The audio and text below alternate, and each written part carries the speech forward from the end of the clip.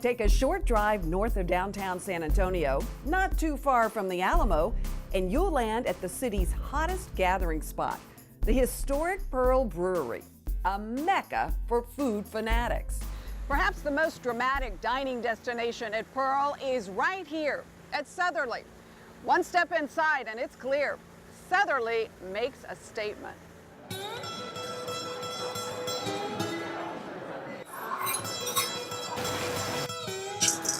Here, the goodness from our Gulf hooks up with Southern charm. Fresh off the boat red snapper comes in daily, along with steaming mountains of sweet Gulf shrimp. You'll have dreams about Southerleigh's deviled eggs, drenched in goodness with a generous dollop of bacon jam. There are sizzling steaks, even scratch-made giant pretzels that pair up perfectly with Southerleigh's house-brewed beers. The whole ambiance, it's kind of like Southerleigh, it's homey, but at the same time, it's really industrial and really cool. I really like it. Southerleigh's honors the original brewery's glory days, and it doesn't go unnoticed by locals who share in that past. My grandfather was the original CFO of the Pearl, and so when I walk up and see, the lights and how it's all redone, he's been here, and it's nice to come back and see how they've kept the original architecture. Southerleigh's is still hallowed ground for beer lovers. Some big-time beers are brewed on the loft right upstairs. Les Locke is the head brewer here, and I would imagine this is a fun place to brew beer. Absolutely. It's so much history here in this building. We're literally brewing in the footsteps of where people brewed for over 120 years. Some of the brewery's original vats and barrels are back in use. Even wine barrels and bourbon barrels are in the mix. So how long does it take start to finish for a brew to? About 21 to 28 days. At least 4 new brews are crafted every week.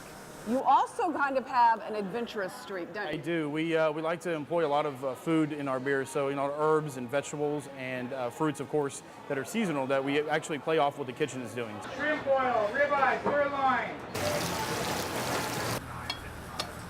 You may come to Southerleigh for drinks, but you'll definitely want to stay for dinner. Seafood here shines. Here's a really beautiful Gulf red snapper.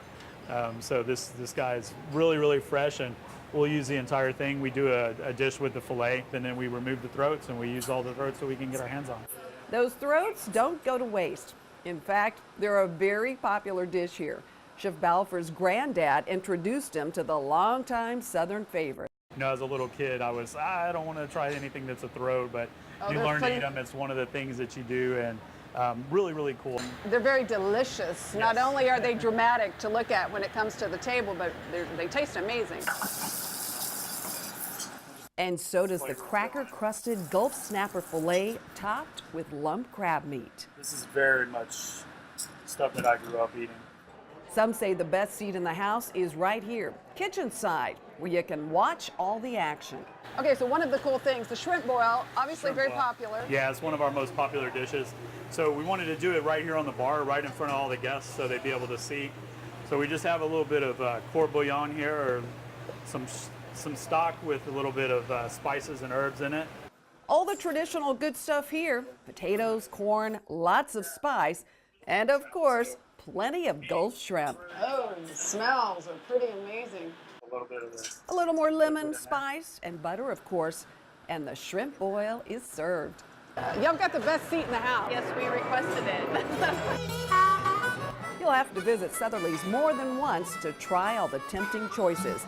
But rest assured, your favorites will always be around.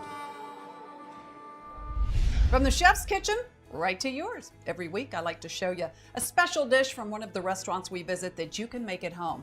And today, it's a good one.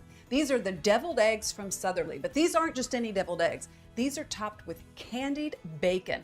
A bacon jam so good you'll want to eat it right out of the bowl all by itself, and it's really easy to do. You start with about a cup of bacon, cut into the ends, small pieces. If you have leftover bacon, it's easy just to throw the leftovers in there. And I like to get mine started on the cooking process, and I'll speed things up a little bit now for the purposes of TV, but generally I like my bacon to be well on its way before I add the other ingredients. Then you just start adding the ingredients. You're going to add about half a cup of onions chopped up, about half a cup of brown sugar, About a tablespoon of dark molasses. Adds a nice richness to it. And a couple of tablespoons of Dijon mustard. Next, a cup of apple cider vinegar. Just let all of this come together and slowly cook down. All right, fast forward about 30 to 45 minutes after it's cooked low and slow.